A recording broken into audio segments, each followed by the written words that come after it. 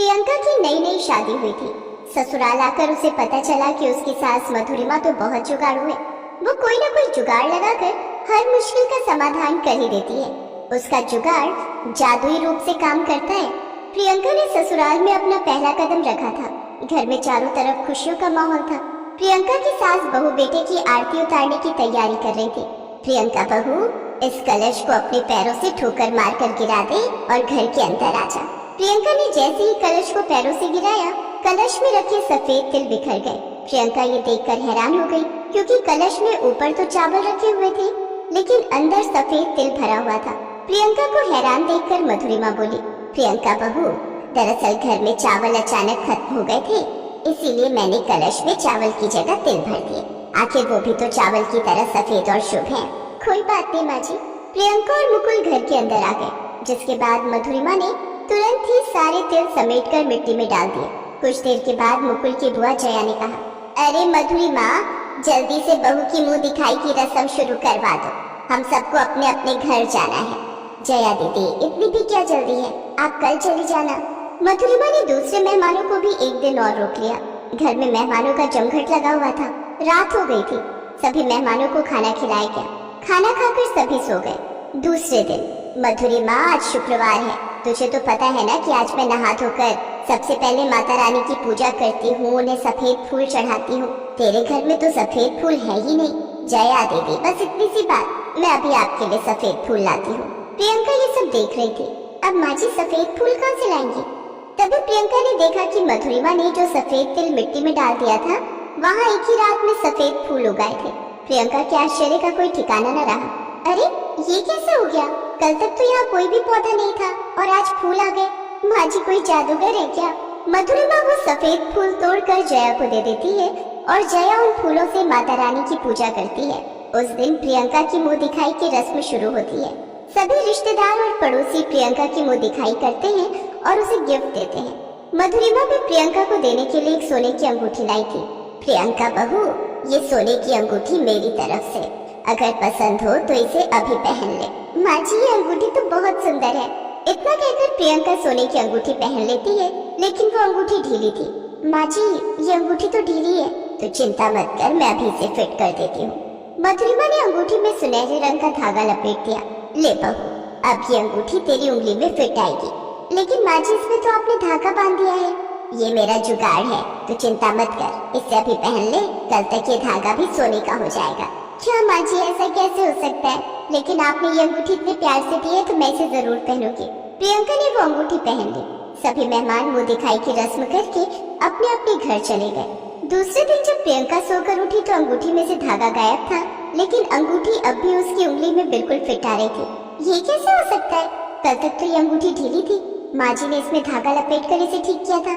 आज वो धागा भी गायब है और अंगूठी ढीली भी नहीं हो रही। क्या माँ जी कोई जादू जानती है? धीरे धीरे प्रियंका घर के कामकाज संभालने लगी। मधुरिमा घर के कामों में उसका हाथ बटाती थी। एक दिन प्रियंका रसोई में बर्तन धो रही थी, तभी उसने देखा कि वॉश बेसिन में एक बड़ा सा छेद हो गया है। उसमें से पानी बाहर आ रहा था और पूरी रसोई में भर रहा था। माँ जी, इस वॉश बेसिन में तो छेद हो गया है, जिसके कारण पूरी रसोई में पानी भर रहा है।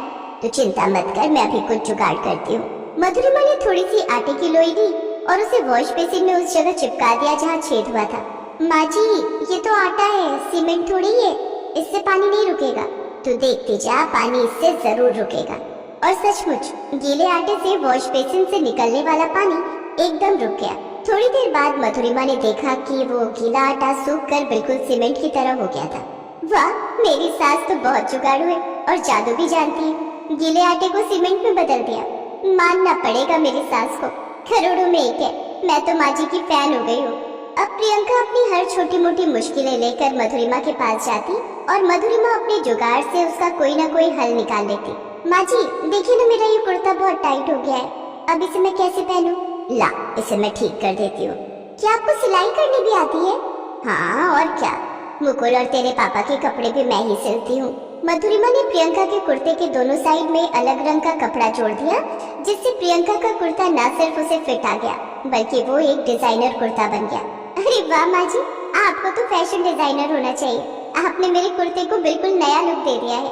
दोनों सास बहू बातें कर रही थी, तभी प्रियंका के ससुर शेखर ने आवाज लगाई, अरे भाग्यवान, दोनों सास बहू को फुर्सत मिल गई हो तो जरा हम पर भी ध्यान दे दो।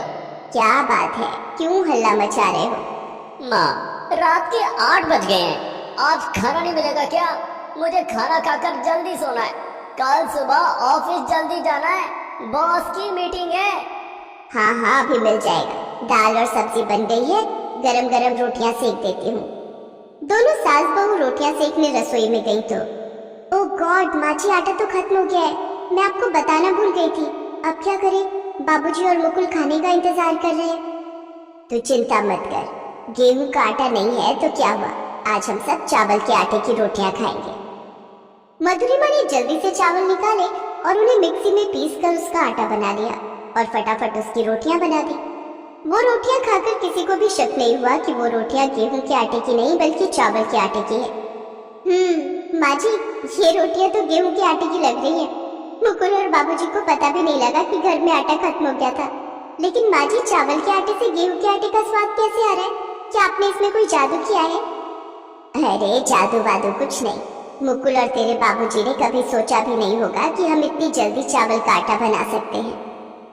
प्रियंका मन ही मन सोचती है, कोई जादू तो जरूर है। माँ जी मुझे बताना नहीं चाहती है, लेकिन मैं भी पता लगा कर रहूंगी। प्रियंका अब छिप छिप कर अपनी सास मधुरिमा पर नजर रखने लगती है। माँ जी हर सोमवार को अकेले मंदिर जाती है। जरूर माँ जी किसी जादूगर से मिलने जाती है। इस बार मैं भी माँ जी के साथ मंदिर जाऊंगी। सोमवार को जब मधुरिमा मंदिर जाने लगी, माँ जी आज मैं भी आपके साथ मंदिर चलूंगी।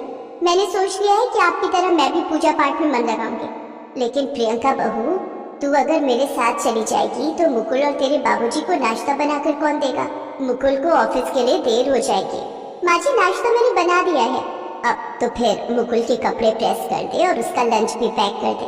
माँ जी मैंने सब कर दिया है।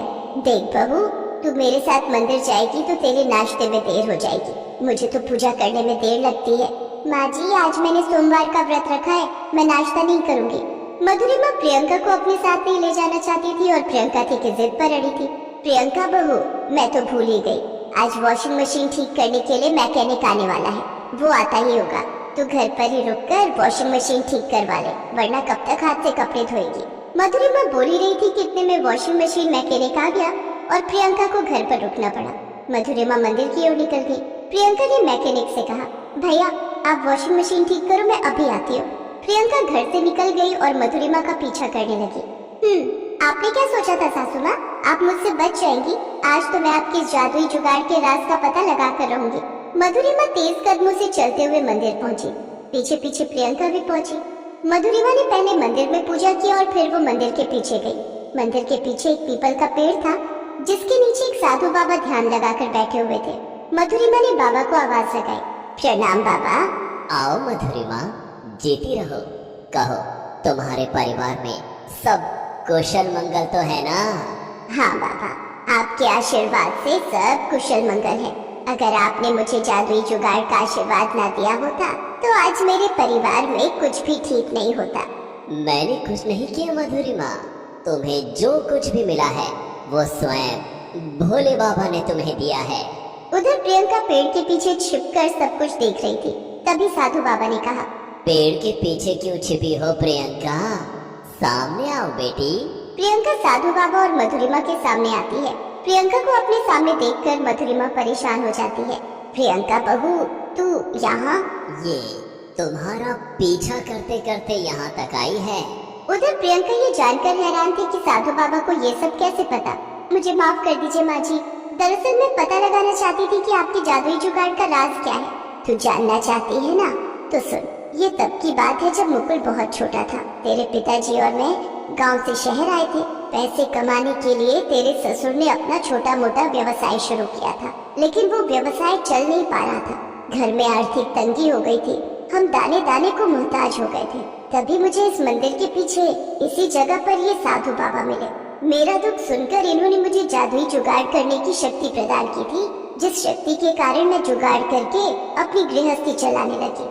बाबा के आशीर्वाद से ही बाद में तेरे पिताजी का व्यवसाय भी चल पड़ा और हमारी सारी तकलीफें भी दूर हो गई। मुझे माफ कर दीजिए माँ जी, मैंने आप पर शक किया। आज से मैं भी बाबा के दर्शन करने और उनका आशीर्वाद पाने हर सोमवार आपके साथ यहाँ आया करूंगी। उस दिन से प्रियंका और मधुरिमा हर सोमवार को साधु बाबा का आशीर्वाद लेने मंदिर आने लगी।